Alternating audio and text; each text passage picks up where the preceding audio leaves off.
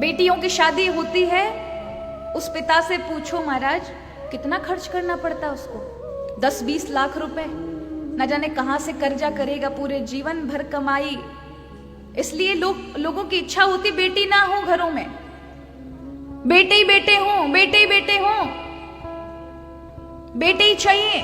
कई माताएं बहनें हमारे पास आए, इस क्षेत्र से आती है, वो एक ही रोती है और दुख होता है। लेकिन ऐसी तुच्छ मानसिकता कि अगर कन्या हो गई, बेटा नहीं हुआ तो सास रात दिन उसे जीने नहीं देगी। तू बेटा नहीं लाई, तू बेटा नहीं लाई।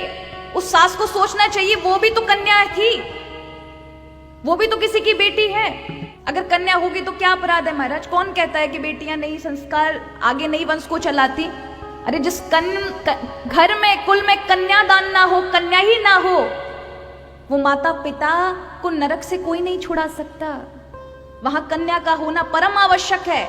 और वो भाइयों की भी मानसिकता कैसी है, जो कन्याओं को देख करके दो हो गई तो ऐसा सोचेंगे न जाने बेटा होता तो जैसे क्या कर ही देगा। भाग्य के ऊपर है, अगर आपको बेटा हुआ अच्छी बात है, नहीं हुआ तो भगवान ने जो प्रदान किया है उसमें खुशी मनाइए, मुंह मत बिगाड़िए। 21वीं सदी में जी रहे हैं, लेकिन महाराज वो मानसिकता कहीं नहीं गई। आज भी देखते हैं, दुख होता है। फिर अपने ऊपर है ना, लगता है कि आज भी कन्याओं के लिए ऐसा सोचते हैं।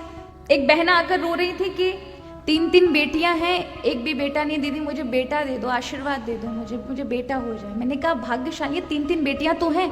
बोले नहीं दीदी, मेरे पति लड़ते हैं, मेरी सास लड़ती है, उन्हें बेटा ही चाहिए, इसलिए मैं कई महीनों से पियर में ही हूं, मुझे घर से यहां भेज दिया।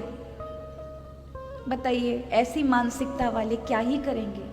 क्या उनका कल्याण हो सकता है?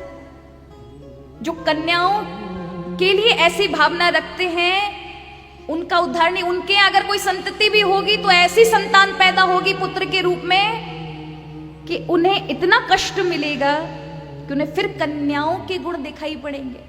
फिर बेटी होती तो कितना अच्छा होता। बेटा बेटी में भेद मत मानिए महाराज, बेटी भी बेटों से कम नहीं होती। आपका सोचने का तरीका होना